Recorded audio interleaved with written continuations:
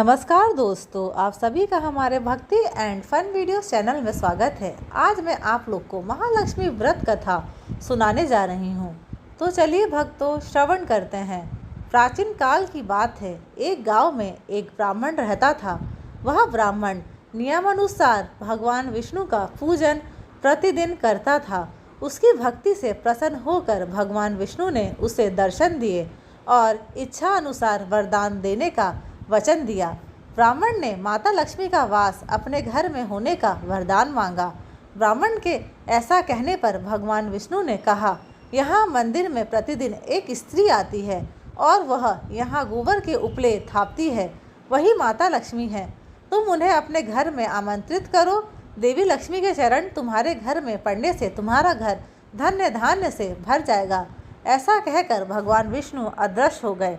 अब दूसरे दिन सुबह से ही ब्राह्मण देवी लक्ष्मी के इंतजार में मंदिर के सामने बैठ गया। जब उसने लक्ष्मी जी को गोबर के उपले थापते हुए देखा तो उसने उन्हें अपने घर पधारने का आग्रह किया। ब्राह्मण की बात सुनकर लक्ष्मी जी समझ गई कि यह बात ब्राह्मण को विष्णु जी ने ही कही है, तो उन्होंने ब्राह्मण को महालक्ष्मी व्रत करने की सलाह दी। लक्ष्मी जी ने ब्राह्मण से कहा कि तुम 16 दिनों तक महालक्ष्मी व्रत करो और व्रत के आखिरी दिन चंद्रमा का पूजन करके अर्घ देने से तुम्हारा व्रत पूर्ण हो जाएगा। ब्राह्मण ने भी महालक्ष्मी के कहे अनुसार व्रत किया और देवी लक्ष्मी ने भी उसकी मनोकामना पूर्ण की। उसी दिन से यह व्रत श्रद्धा से किया जाता है। दूसरी कथा। एक समय महर्षि श्री वेद व्यास जी हस्तिनापुर पधारे। उनका आगमन सुन महाराज धृतराष्ट्र उनको आदर सहित राजमहल में ले गए। स्वर्ण सिंहासन पर विराजमान कर चरणोदक ले उनका पूजन किया। श्री व्यास जी से माता कुंती तथा गांधारी ने हाथ जोड़कर प्रश्न किया, हे महामुने, आप त्रिकालदर्शी हैं, अतः आपसे हमारी प्रार्थना है कि आप हमको कोई ऐसा सरल व्रत तथा पूजन बताएं जिससे हमारा राज्य, लक्ष्मी, सुख संपत्ति, पुत्र पौत्रादि व परिवार सुखी रहे। इतना सुन श्री वेद व्यास जी कहने लगे, हम एक ऐसे व्रत का पूजन व वर्णन कहते हैं जिससे सदा लक्ष्मी जी का निवास होकर सुख समृद्धि की वृद्धि होती है। यह श्री महालक्ष्मी जी का व्रत है जिसे प्रतिवर्ष आश्विन कृष्ण अष्टमी को विधिवत किया जाता है। हे महामुने, इस व्रत की विधि हमें विस्तार पूर्वक बताने की कृपा करें।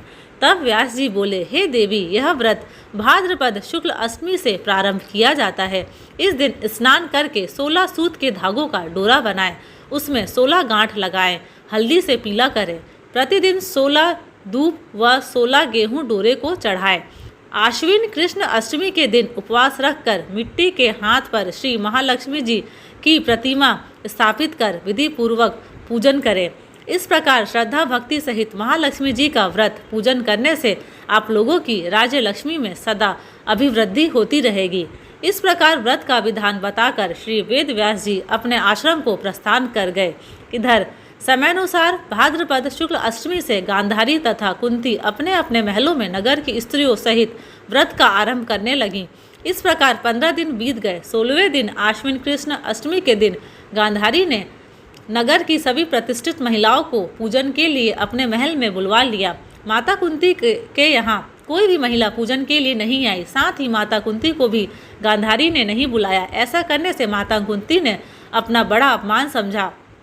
उन्होंने पूजन की कोई तैयारी नहीं की एवं उदास होकर बैठ गई। जब पांचों पांडव युधिष्ठिर, अर्जुन, भीम, नकुल और सहदेव महल में आए तो कुंती को उदास देखकर पूछा, हे माता, आप इस प्रकार उदास क्यों हैं? आपने पूजन की तैयारी क्यों नहीं की?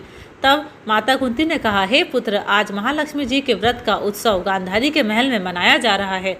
उन्होंने नगर की समस्त महिलाओं को बुला लिया और उसके 100 पुत्रों ने मिट्टी का एक विशाल हाथी बनाया, जिस कारण सभी महिलाएं उस बड़े हाथी का पूजन करने के लिए गांधारी के यहाँ चली गई, लेकिन मेरे यहाँ नहीं आई। यह सुनकर अर्जुन ने कहा, हे माता, आप पूजन की तैयारी करें और नगर में बुलावा लगवा दें कि हमारे यहाँ स्वर्ग के ऐरावत हाथी की पूजन होगी। इधर माता कुंती ने नगर में ढिंडोरा पिटवा दिया और पूजा की विशाल तैयारी होने लगी। उधर अर्जुन ने बाण के द्वारा स्वर्ग से ऐरावत हाथी को बुला लिया। इधर सारे नगर में शोर मच गया कि कुंती के महल में स्वर्ग से इंद्र का ऐरावत हाथी पृथ्वी पर उतार कर पूजा जाएगा। समाचार को सुनकर नगर के सभी नर नारी, बालक एवं वृद्धों की भीड़ एकत्र होने लगी। उधर गांधारी के महल में हलचल मच गई।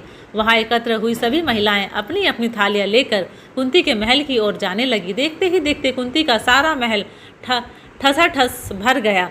माता कुंती ने एरावत को खड़ा करने हेतु अनेक रंगों के चौक पुरवाकर नवीन रेशमी वस्त्र बिछवा दिए।